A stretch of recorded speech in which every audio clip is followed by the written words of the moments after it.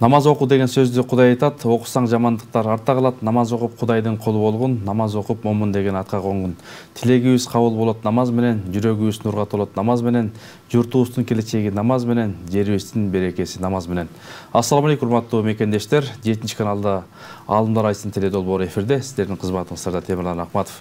Бүгін сіздер менен биз чогуу ошол намаздар жөнүндө сөз кылабыз. Андыктан биз менен аягына чейин бирге болуңуздар. Ошол суроолорго жооп берүү үчүн дин таануучу, теолог, дин алымы Асхат Ажы Арасулов келген. Ассалам, кош келдиңиз. Оразоңуз кабыл болсун. Эл менен амандашып алыңыз. Ассаламу алейкум, урматтуу мекендештерим, урматтуу мусулмандар, ораза айыңыздар менен куттуу Рамазан баарыңыздарга кут алып келген айлардан болсун. Алла разы болсун. Устаз, ошол мынакей бүгүнкү темабыз керемет тема. Намаз жөнүндө бир намаз дегенде ошо токтолуп берсеңиз. Рахмат, Алла разы болсун. Албетте керемет тема. Бул исламда 5 түркүктүн бири намаз. Ошо намазга биз өтө маани берип, ана намаз Алла Тааладан келген Мираж кечесинде белек кылынган нерсе. Пайгамбарыбыз Мустафа саллаллаху алейхи ва саллам хижраттан 1,5 жылдан кийин Мираж кечесине көтөрүлүп, атайын мусулман, момун мусулмандар үчүн Алла Тааладан белек катары алып келинген. Биз мойнубузга парз болгон менен баягы милдетти аткарышыбыз керек, бул оор нерсе деп баягы милдет сыяктуу аткарганыбыз менен бул белек катары келген нерсе. Муну сүйүп, күйүп, толук биз башында мусулман катары кабыл алганда ла илаха иллаллах Мухаммад расулуллах деп баягы келмени айтып ыйманыбызды тастыктап атпайлыбы? Эми ошону далилдөө катарында намаз түшкөн да. Эгерде намазыбызды окуп алсак, биз ыйман келтиргенибиз кайда деген маани келип чыгып калат да. Ошон үчүн бул исламда 5 түркүктүн экинчиси ыймандан кийин эле тура турган бул намаз. Бул күн сайын биз 5 убагыбызды намазды окуп, Алланын алдында ыйык ушул саждабыз, маңдайыбызды сажда кылып жерге тийгизип, Алланын алдында дайым кулчулугубузду таасирлеп турушубуз керек.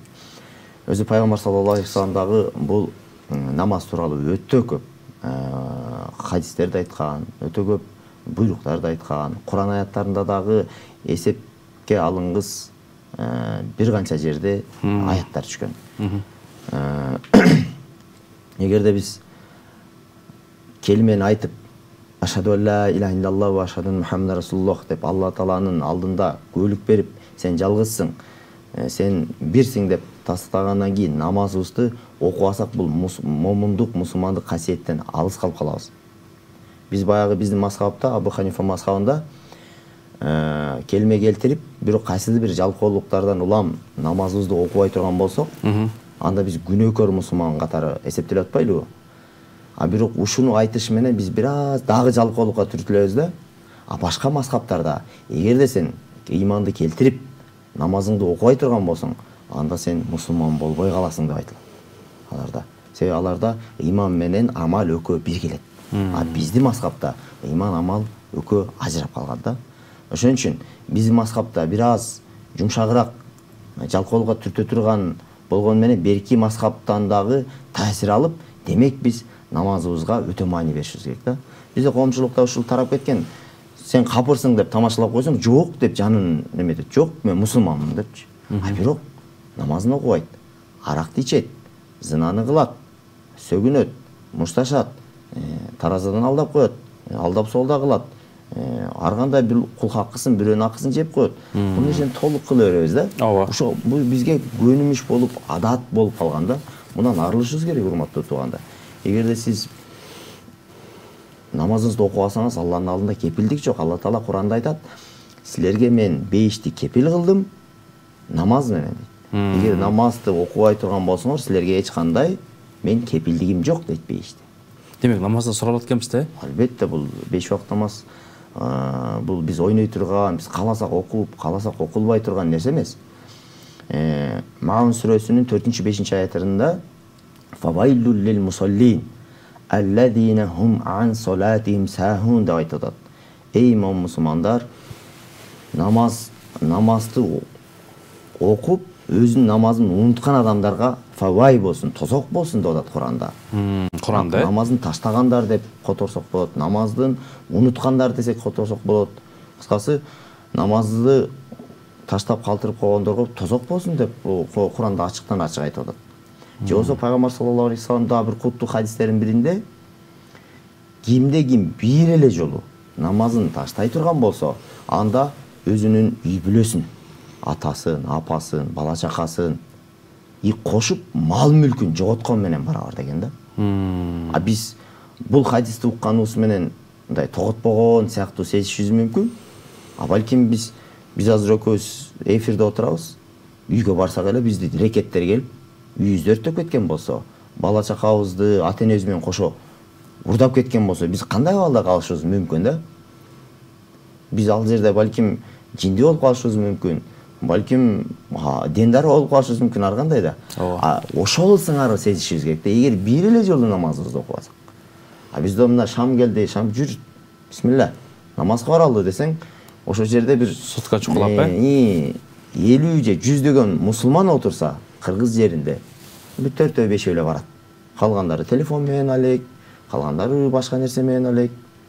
Демек бизди ойлонто турган, бизди түйшөлтө турган чоң маселе бар. Бул эми кыска дүйнөдө көзүңдү ачып жумдуң 30 жаш, көзүңдү ачып жумдуң 40 жаш, көзүңдү ачып жумдуң 50 жаш. Балким эртеңге жетебиз, жетпейбизби? Ага чейинкиси да бар да. Мисалы мен улуу балам каза болду. 7 жашында. Тартип боюнча биринчи ата, атадан кийин бала төрөлөт. Бирок өлүмдө тартип жок экен да. Аллах кимди кааласа алып кетет. Атадан мурун деле бала кете берет экен. Чоң атадан мурун небере кете берет экен. Балким ошондон бир аз сестенип коркушубуз керек. Я Алла, сенин алдыңда сен парз кылган 5 убакыт намазың бар эле. Ал калып калды, эмне кылам? Окуйын деп аракет кыл. Сөзүң соозуңузда азыр уулуңузду мисал алып кетпедиңизби? Анан ата дагы мындай аталарда сабырдуу болот. Бирок эне байкуш мындай 9 ай көтөрүп апаларга кыйын да, аял заты. Анан ушул учурда ушундай сыноолор келгенде, ар кандай сыноолор бар да эми. Анан ушул намаз кандай жардам берет? Бул жерде атадан мурун баланын каза болгондугун айтып атасызбы? Эми ал жерде намаз эмес, көбүнчө ыйман жардам. Ыйман, Эми менин келинчегим дагы бала кезинен дин менен журулушкан адам. Бул кезде тагдыр деп кабыл алынды. Тагдырды туура түшүнсө эле кыйынчылык келбейт. Көп жерде биз тагдырды туура эмес түшүнүп атпайлыбы? Жанагы айыл жергелеринде байкасаңыз, кээде өлүм келгенде жакын туугандарына же баласына же бир жакын аябай өтө жүрөгүн суруу ала турган бир жакын адамдар каза болгондо дендар болуп, кыйкырып, чачын жулуп, ит чайып эме болуп кетет го, итпай чотпай болуп элечи. Ошо тагдырдын эмеси да. Бул Алла Таала алдын ала айтып атат. Куллу нафсин заиqatul maut. Мына мусулман адам Куранга ишенишибиз керек. Куранда айтып атат, бардык адам баласы өлүүчү. Демек сиз дагы, мен дагы, ал дагы, бул дагы, коом дагы өлөбүз. Ар бир жан өлүмдүн дамып тартыпчы. Өлүм дамып тартыпчы. Буга чейин да өлүп келген, азыр деле өлөт. Ошо сыңарында эле өлчү нерсе болгон эртерээк өлдү. Стандартты түрдө чоңоюп, үйлөнүп, бала чакалуу болгон, картайган, пенсия чыгып өлүү эмес, балким эртерээк өлдү, ошол эле. Алла Таала ар кимди ар кандай кылып алат да. Эми ошонун тагдырды туура түшүнгөндүктөн эле биз тагдыр Алланын буйругунда деп эле калып калдык. Келчем деле ошондой эле. Алла разы болсун, Алла бейиш берсин устаз. Анан ошол пайгамбарыбыз Мухаммад саллаллаху алейхи кандай намаздарды окуган, орозодо кандай ибадаттарды кылган? Пайгамбар саллаллаху алейхи вассалам жеке намаздарды башкача окуган. Коом менен, жалпы жамаат менен окуган намаздары бир аз башкача болгон. Ушуну бир аз айырмалап кетиш керек. Биздин азыркы учурда дагы эл арасында бир аз түшүнбөстүктөр бар да, ушул нерсечи. Ушуну баса белгилеп айтып кетейин. Мисалы пайгамбар жеке намазды окуганда, намаз бул көзүмдүн нуру деп ушунчалык сүйүп, түнү менен намаз окуган. Айша энебиз буттар шишип кетет эле дейт, э? Айша энебиз радиаллаху анха өзү күбө, радиаллаху анха. Я Расулалла, сага бейиш толук гарантия болбоду эле, кепилдик берилбеди эле, сен эмнеге эле мынча өзүңдү кыйнайсың, бутуң шишип кетип атат, түнү менен намаз окуйсуң дегенде, пайгамбарыбыз эмне деген? Мен шүгүр кылуучулардан болмоймунбу деп жооп берген да. Көрсүз, демек пайгамбарыбыз милдет үчүн эмес, балким шүгүр үчүн да. Көрсүзбү? биз баягы биз көрүп калганбыз эми ыйманыбыз өтө алсыз биздики. Ооба. Ой окуй, мен намазымды окушум керек. Окуп алсам тозокко түшөм, окуп алсам Алланын алдында уялам деп окуйбуз да биз баягы азыркы ыйманыбыздын деңгээли ошондой эле да бар жалпы коомчулуктуку. А пайгамбарыбыз эмне деп атат? Мен шүгүр кылуучулардан болбоймун деп ал 5 убакыт айткан жок, еще түнү менен тахажжуд намазын окуганын айтып атат. Түнү менен эми Аллага ошончолук чексиз шүгүр тартуулагысы келген да. Жакшы. Устаз, анан бир нерсени мен байкап жүрөм да, ушул тааныгандарга айтып калабыз. Имам өзү жылуу жерде турат да намаз окуганда. Анан ысыкта, суукта, каарда, жамгырда мечитке атпай элдер жума намаздарда сыртта болуп калат. Туура. Анан кийин келип узак сүрө окуйт. Өткөндө бир мечитке барсак дагы, бирөө баласы менен келген экен, баласы кечкире ыйлады да, ошо намаз бүткөнгө чейин. Анан ошол жердеги отургандар баары кыжырат болуп атты да. Анан кээ бир аксакалдар болот экен, бешиби кармабай калат экен, ысыкта, суукта ушундай учурлар болот экен. Анан ошол кесиптештериңизге да бир кандай насаат айтасыз? Туура, Алла разы болсун. Как раз ушуну азыр пайгамбарыбыз бир учурда жамаат менен эме башкача анан жеке деп атпайбы, түнү менен жеке өзү окуп атат, а жамаат менен кыска окуганга үндөгөн. Кыска окугула деген. Себеби араңарда кары-картаңдар болуп калышы мүмкүн, оорутчандар болуп калышы мүмкүн. Кыска окугула деген. Анын мисалы бар. Бир күнү бир киши жамаатка катышпай жеке окуп атыптыр намазын. Пайгамбарыбыз кулагы чалып калат. Эй, сен эмне себептен жеке окуп атасың дегенде айткан, мен жамаат менен окуй турган болсом, жамааттагы имам узун окуп атат. Узун окугандыктан мен мал жаным калып калып атат. Көп иштерим калып калып атат деген да. Ошентип арызданып, мен жеке эле окуйын деп чечкен. Ошондон кийин пайгамбарыбыз сахабаларына бардыгын айткан. Жамаат менен окуганда кыска окугула. Ошон үчүн жана биз 10 сүрө менен окуйбузго, зам сүрө менен. Ошону кыска окугула деген да. А биз бул азыркы учурда коомчулукта дагы таква көрүнмүш болуп, же бир кандайдыр бир өздөрүнүн кыялдарынын негизинен намазды узаткандар бар. Бул коомдо иренжитпешибиз керек. Азыр гос жумушта иштегендер бар да. Ооба. Гос жумушта иштейт. Ал жерден эптеп суранат. Ал жерден мисалы бирде суранат жумушунан. Ал жерден дара талант митип намазга мечитке баргыча 1:30 болот. Андан кийин 2-ге кайра жумушуна келип калыш керек. А бизде болсо намазды 1:30 башташ керек деп муфтияттан белгилесе 1:40, 1:45 баштаган имамдар бар да. Эми бул имамдарга атайын муфтият өзүнүн казияттары бар, өзүнүн жогорку жакта тартипке салчылар, ошолор салса жакшы болот эле. Менимче салат да, бизде баскан турган жерде имамдарга айтып жүрөбүз. Өз убагында жана мектепте 8:30 коңгуроо баш керек десе бир окуучу мен тыз деп басат го, ошол сыяктуу имамга баш ийбей туруп бер жакта азанчы, муазин азанын башташ керек. А тиги имамда сөзүн бүт дароо жуманы башташ керек. Бул айрыкча кыш мезгилинде катуу суукта эшикте суукта үйшүп калышат. Жана сиз айтмакчы, аксакалдарга кыйын болуп калат. Азыр мечиттер алхамдулилла намаз окугандар көп. Бирок мечиттерге батпагандыктан сыртта туруп калып атат. Коробкаларда окуп калышат. Жакшы, Алла разы болсун. Анан ошол тарауих намазы боюнча токтолуп берсеңиз. Тарава боюнча да айта турган сөздөр бар. Мына тарава окулуп жатат, алхамдулилла.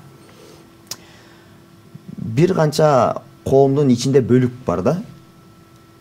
Рамазан айына, орозо айы, Рамазан айы келгенде момун болуп чыга келебиз. Орозону кармайбыз, алхамдулилла. Анан таравага үзбөй барабыз. Ооба. Бирок Рамазан айы бүттү, болду. Мен ишим бүттү деген. Себеби баягы алымдар кайра айтат эмеспи? Эмеде оптовой күн депчи. Рамазан айында сооп иштерди кылсаң, намаз окуң ушунча миллион сооп табасың десе, мындай ойлоп алат окшойт го, баягы динди өзүнүн түшүнүгү менен жашапчы. А мен пачка сооптор топтоп койдум, 1 жылга жетет депчи. Ал өтө жаңылыш нерсе. 5 убакыт намазды өтө маани берели. 5 убакыт намаз. Эгерде сиз 5 убакыт намазды мен окубаймын, бул 5 убакыт мен үчүн эмес десеңиз, анда капыр болосуз. Мусулман эмессиз. А 5 убакытты бир жалкоолуктардан улам окуп алсаңыз, анда чоң күнөөкөр болосуз. Бирок баары жана айтканымдай эле 5 убакыт намаз окумайын, 5тин кепилдиги жок, пайгамбар саллаллаху алейхи вассалам айткандай эле. Ошон үчүн мен сиздерге жалпы коомчулукка сунуш айтып, суранып кетет элем. Ушу Рамазан айында адамдын жазбасы көтөрүлүп, ыйманга балкып, мечитке барып, тарава окуп, орозо кармап, ооз ачырып, зекет берип, балкып турган учурда 5 убакытта тургузуп калыңыз. ушунчалык кыйналып барасыңыз, 3 күнгө даватка чыксаңыз бат үйрөнөсүз. 5 убакытты чыгынып тургузуп алыңыз дагы ошо менен окуп кетиңиз. Сиз ушунчалык ыйманыңызды бекемдеңиз, бул намазды сүйүп окуйсуз, намазга кеткен убакыт сиз үчүн эч нерсе арзыбаган нерсе болуп калсын. А биз ушунчалык азыр алданганбыз, дүйнөнү бийик койгонбуз, намазга кеткен убакыттан көрөкчө 200 сом сода кылып калайын, 300 сомдук иштеп калайын, же болбосо баланча оюнду ойноп калайын деп ошо азгырык менен гана келе жатабыз. Өмүрлөр өтүп атат, адамдар өлүп атат. Дүйнө жүзүндө 1 секундда устаз, 1 секунд 3-4 адам каза болот. Бир дегенде? Бир чык дегенде 3-4 адам каза болот. 4-5 адам төрөлөт. Коом алмашып атат. 50 жыл, 100 жыл мурунку коом жок. 50 жыл, 100 жылдан кийин биз дагы жокпуз. Башка бир коом келет. Кичине тереңирээк ойлонолу. Башыбыз ушунчалык маң болуп атса, галактикадан нары чыгалы. Не бар? Ким жараткан? Изденели. Демек бул ыйманыбызды бекемдеп, ислам менен бекем болуудан артык нерсе жок. Жакшы. Анан ошол намаздын пайдалары ошол абдан сонун ошол айрым биздин көрүүчүлөр айтып атат, намазымды тургуза албай атам депчи. Анан ошол тургузуп калыш үчүн ошол ороз айы да бир мектеп десек болобу? Мен азыр айткандай ороз айы сонун шанс. Ороздо жанагындай баардыгы эле соопко аракет кылып калышат го. Ооз ачырат, зекет берет, орозо битир, садака берет, кайрымдуулуктарды кылат. Ошо менен эри шаркап жүрүп ыйманды бекемдеп, ошол жерден тургузуп калышыбыз керек да. Орозодо шайтандар чынжырланат деп атпайбы? Рамазан айында. Аны Рамазан айы кеткенден кийин эле баш шалака шулак мына жаздагы келатат, ачык сачыктары болот, бузук иштер көп болот. Анан сиз баягы ыйманыңызды сактап намаздан алыс калып калышыңыз мүмкүн да. Ушу Рамазан айынан пайдаланып намаздарды бекем тургузуп алсак сонун болот эле да. Жакшы устаз, анан дагы ушундай суроо келип атат. Мен намазды жаңы үйрөнүп аткам дейт. Ошол баягы тилим келбей атат. Орус тамгасы менен эле жанагы намазды оңой үйрөнүүдөн китепти кармап окусам болобу деген суроо берип атат. Кармап окуганга караганда жай намаздар чыкты го. Жай намазды алдыга салып алып, анан биз намаз окуп атканда ансыз деле ошо сажда кыла турган жерди карайбыз го. Ошо жерди караганда маңдайыңызда жазылып турат. Анан ошо менен окуган. Бирок андан да жакшысы 3 күндүк дават. 3 күн эмне гана өтпөйт. 3 күнгө даватка аял болобу, эркек болобу чыксын, өтө бат үйрөнөт. Ал жерде телефон колдонбойсуз, бирөө менен анекдот айтышпайсыз, базарда мал канча болот, эт канча болот деп дебейсиз. Убакыт берекелүү болот да бат үйрөнөт да. Эң жакшы эме. Анан жана намаз баштай албай атам дегенге дагы бир кыстырмай ирет айтып кетейинчи. Намаз окуй албай жаткандар бир илдет менен ооруйт. Кадимки ооруйт. Кандай илдет? Көп байкайм. Анын илдетине намаз окугандардын кемчилиги менен алектенип. Жакшы эле намаз окуйын дейт деп аракет кылат, ал деле мусулман да. Окуйын десе эле намаз окубагандардын окуйгон бир ха-ха-ха деп күлгөнү көрүнүп калат, же сөгүнгөнү көрүнүп калат, же болбосо кыял жоруу көрүнүп калат. Да бир одоно кыймыл аракети көрүнүп калат да, ушул деле кыйратпайт деп эле өзүнөн өзү иренжип эле ошо менен ооругандар.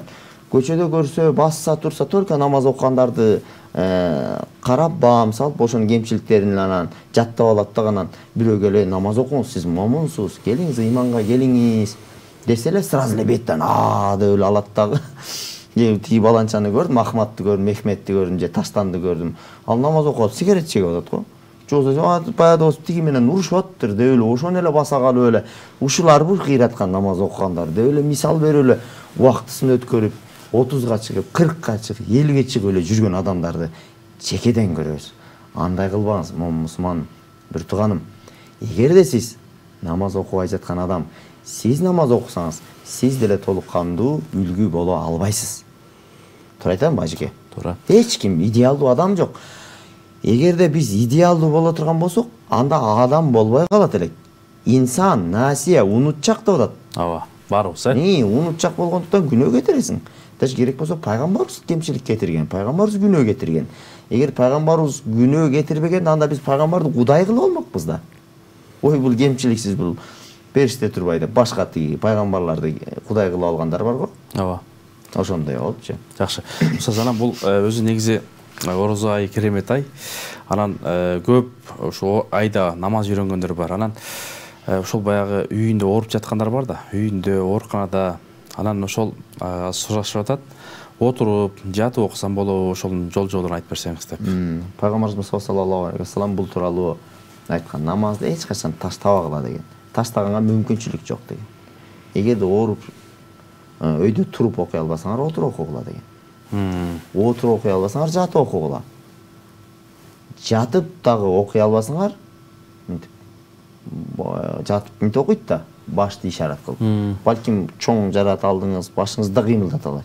Көздүн ишараты менен окугула. Демек, бул намаз эмне? Бул намаз Алла Таала менен байланышта. Алла Таала менен Аллага болгон зикир кылуу, Аллага болгон шүгүрчүлүк кылуу. Демек, Алла Таалага карата сени жараткандан кийин сен шүгүр кылууңду, зикир кылууңду эч качан таштаба деген сөз да. Өздөрү деле мына үлгү болгондо согушта экиге бөлүнүп алып, бир бөлүгү согушуп алып, бир бөлүгү намаз окуган да пайгамбарыбыз. Жакшы, ана ушул касыр намаз жөнүндө айтып берсеңиз, сапардагы намаздар кандай болот? Касыр Алла Тааладан момун мусулмандарга карата берилген белеги.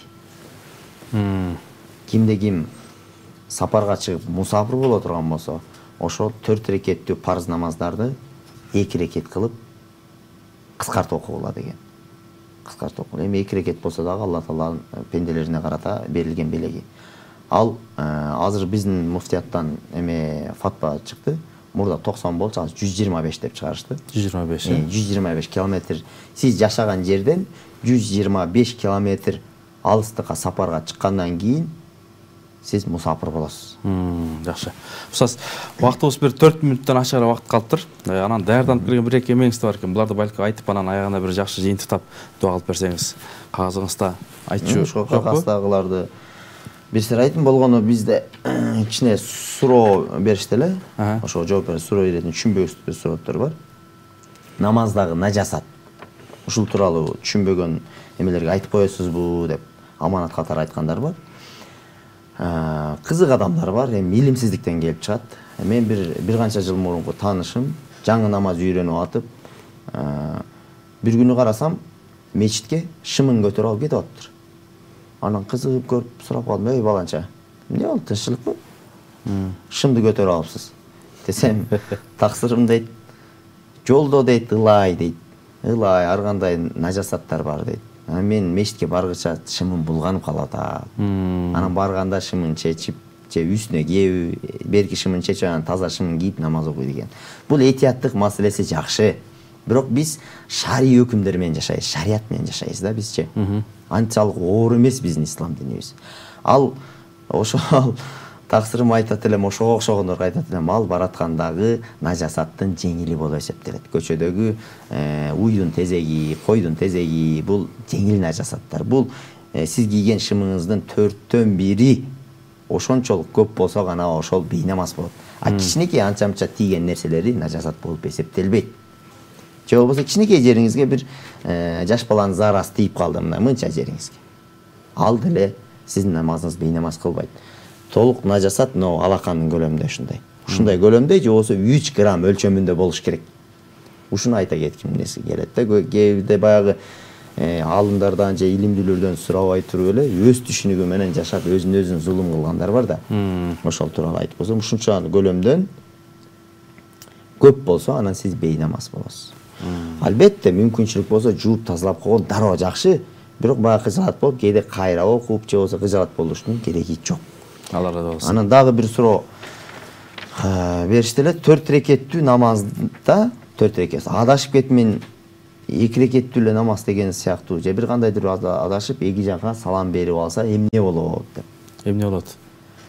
Ал учурда 2 рекет намаз окудуңуз, эки жака салам берип алдыңыз, дароо эч ким менен сүйлөшпөстөн, эч ким башка ишарат кылбастан өйдө туруп намазыңызды улап кетсеңиз болот. Намазды бузбаңыз. Алла разы болсун устаз. Бирем жакшы бир керемет дуа бата бериңиз эл журтуңузга. Амин. Аллахым ушул Рамазан айында жалпы Кыргызстан элине, жалпы мусулман элдерине тынччылык, аманчылык, кут береке алып келген айлардан болсун. Оз ачырып жаткан, ифтарлык кылып жаткан мусулмандардын тилектери бардыгы орундалсын. Намазын баштай албай аткан адамдарга бардыгы намаздарын баштап, мындан кийин толук мусулман болуп кетүүнү насип кылсын. жалпы эле асмандан жана жерден келүүчү бала апат кырсыктардан сактап, дайым ислам дини менен жашап, пайгамбарыбыз Мустафа саллаллаху алейхи ва салламдын сүйгөн үммөттөрү болууну насип кылсын. Аллах. 5 башты бекем кармоо милдетибиз, пайгамбар Мухаммадтын үммөтүбүз, урматтуу улуу кичүү замандаштар, жүрөктүү иман менен гүлдөтүңүз. Орозоңуз кабыл болсун. Кийинки эфирден амандашканча Аллахтын тынчтыгы, берекеси сиздер менен болсун.